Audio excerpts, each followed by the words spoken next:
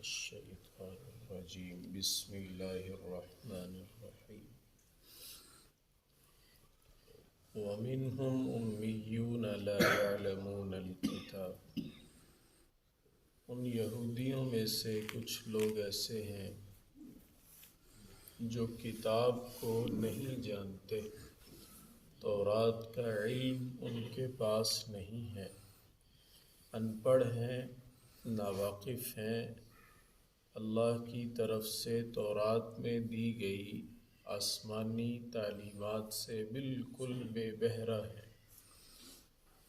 ان کے پاس کیا ہے؟ علم تو ہے نہیں، الا امانیہ، ان کے پاس آرزوئیں ہیں، تمنائیں ہیں اور خواہشات ہیں، بس یہ اصل علم تو ہے نہیں۔ کچھ جھوٹی آرزوئیں اور تمنائیں دل میں انہوں نے پالی ہوئی ہیں۔ اس طرح ہمارے ہاں ہوتا ہے کہ لوگ بہت زیادہ گناہ کرتے چلے جا رہے ہوتے ہیں اور ساتھ ایک جھوٹی آرزو اپنے دل میں رکھ کے کہتے ہیں وہ کوئی نہیں جی، اللہ غفور الرحیم ہے، اللہ غفور الرحیم۔ دین کے مطابق عمل کیے بغیر گناہ پہ گناہ کرتے چلے جاتے ہوئے یہ کہتے رہنا اللہ غفور الرحیم ہے، یہ جھوٹی آرزویں ہوتی ہیں۔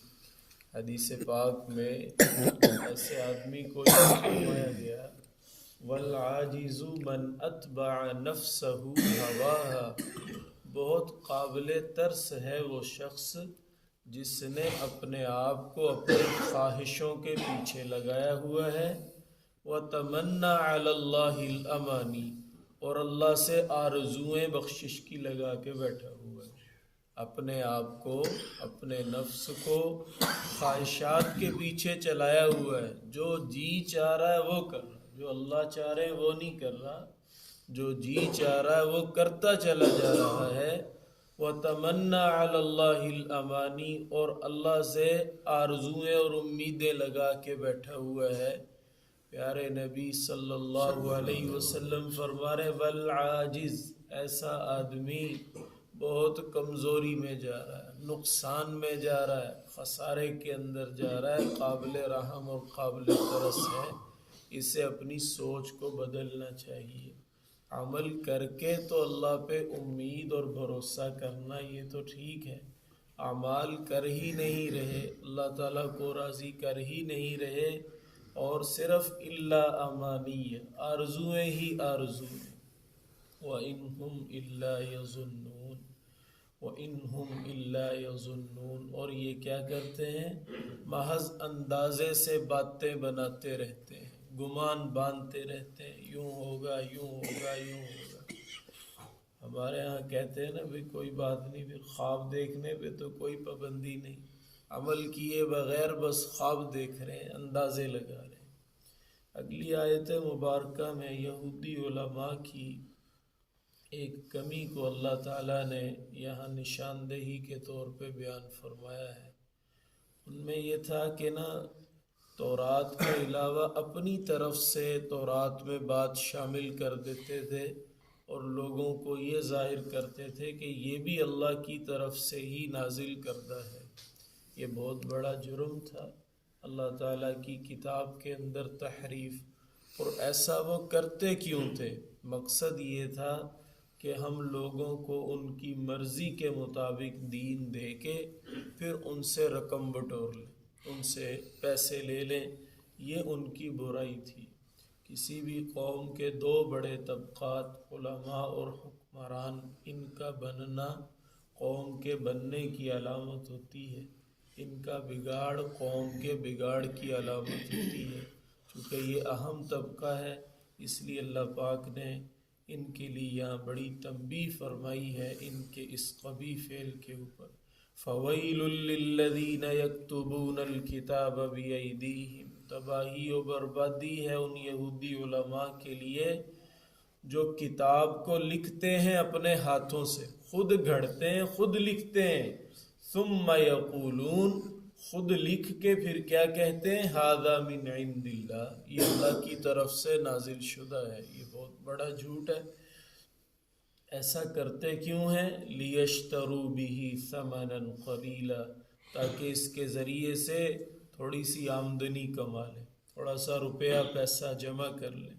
روپیہ پیسہ جمع کرنے کے لیے دنیا کے کام تھوڑے تھے، اللہ کی کتاب کو ہی مذاق بنانا تھا، اس میں ہی رد و بدل کرنا تھا روپیہ پیسہ بنانے کے لیے۔ اللہ فرما رہے ہیں فَوَيْلٌ لَّهُم مِّمَّا كَتَبَتْ أَيْدِيهِمْ، بربادی ہے ان لوگوں کے لیے، ان یہودی علماء کے لیے، اس وجہ سے جو ان کے ہاتھوں نے لکھا، جو ان کے ہاتھوں نے لکھا۔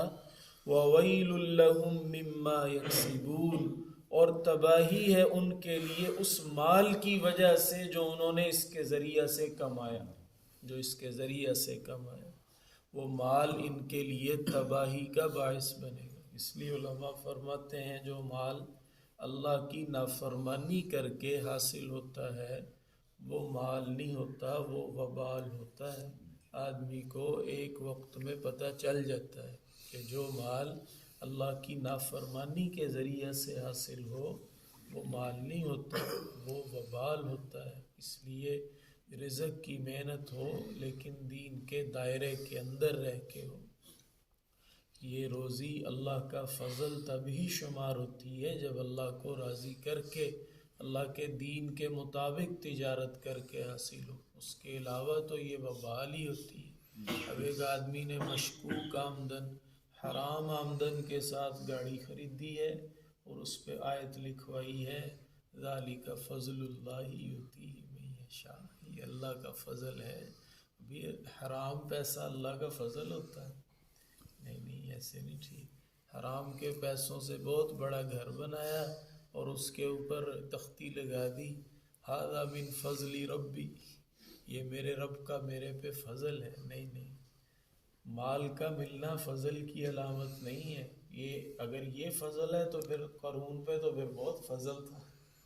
یہ فضل نہیں ہے، یہ فضل نہیں ہے۔ نیکی کی توفیق مل جانا، انسان سے اللہ کا راضی ہو جانا، انسان کا بامقصد زندگی گزارنا، انسان کا حرام سے بچ کے چلنا، انسان کا آخرت کو سامنے رکھ کے چلنا، یہ اللہ کا فضل ہوتا ہے، یہ اللہ کا فضل ہوتا ہے۔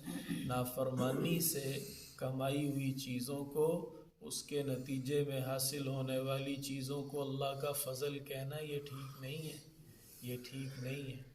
اللہ تعالیٰ کا فضل یہ کس کو کہہ رہا ہے؟ حرام پیسے کو اللہ کا فضل کہہ رہا ہے؟ نہیں، حرام تو اللہ کا فضل نہیں ہوتا۔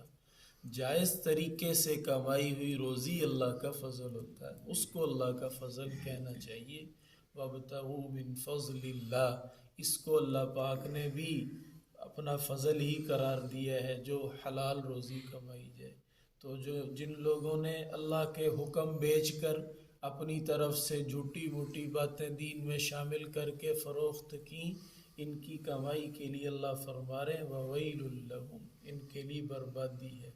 اور ان کا گمان کیا بنا ہوا تھا؟ قَالُوا لَن تَمَسَّنَا النَّارُ إِلَّا أَيَّامًا مَّعْدُودًا، وہ کہتے تھے ہم تھوڑے دن کے لیے بس جہنم کی آگ میں جلیں گے۔ یہ ان کے علماء نے ان کو غلط پٹی پڑھائی ہوئی تھی کہ تم جو مرضی کرتے رہو۔ یہودی علماء کے اللہ کے بڑے محبوب ہوتے ہیں، ان کو اللہ تعالیٰ کچھ نہیں کہیں گے، بس چند دن کی سزا ہے، اس کے بعد ہمیشہ کی نعمتیں ہوں گی۔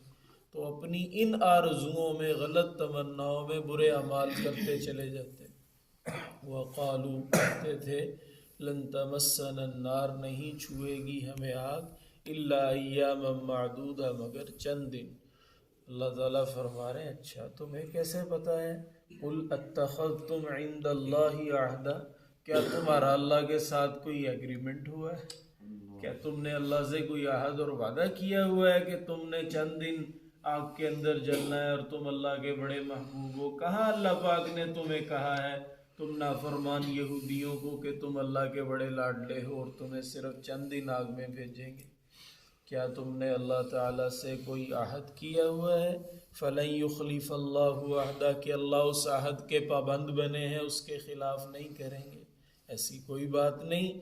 بلکہ تم ام تقولون علی اللہ ما لا تعلمون، یا تم اللہ کے بارے میں ایسی بات کہتے ہو جس کا تمہیں علم نہیں ہے، بغیر علم کے تم اللہ کی طرف باتوں کو منسوب کرتے ہو۔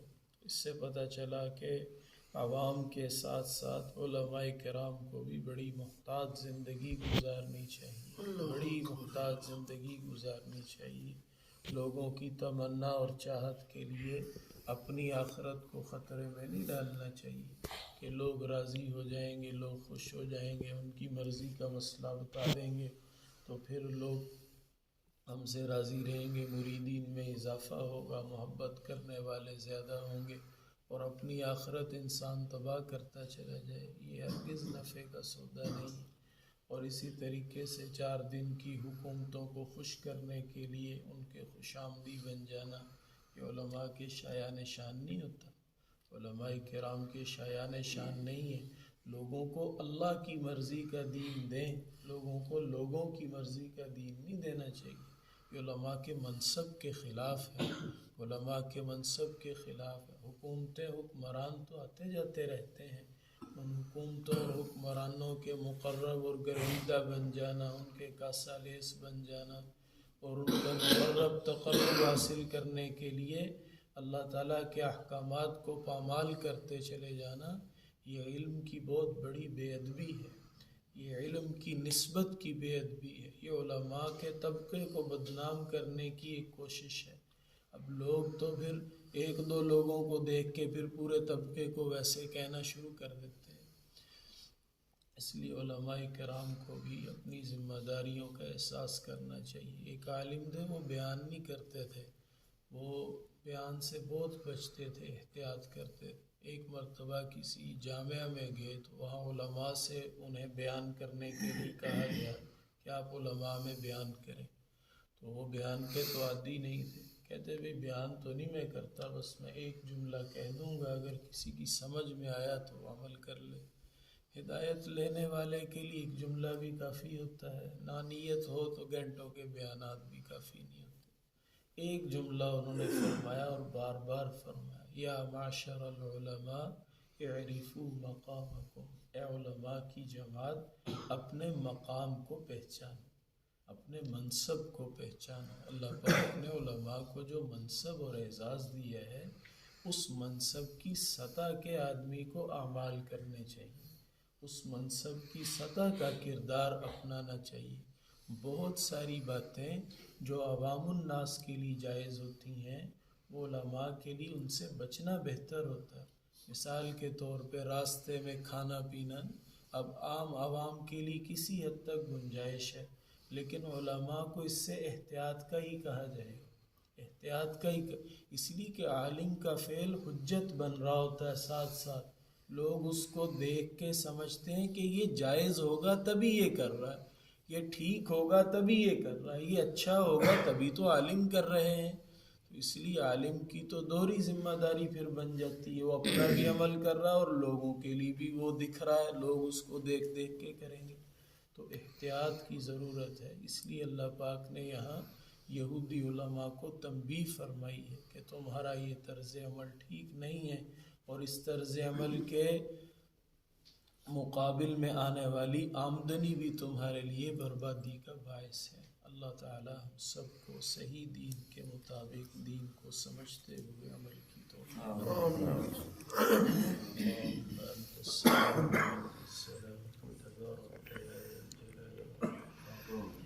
اللهم أعنا على تلاوة القرآن وذكرك وشكرك وحسن عبادتك. ربنا ظلمنا أنفسنا وإن لم تغفر لنا وترحمنا لنكونن من الخاسرين. حسبنا الله ونعم الوكيل، نعم المولى ونعم النصير. اللهم اكفنا بحلالك عن حرامك وأغننا بفضلك عمن سواك. صلى الله على النبي الكريم وعلى آله وصحبه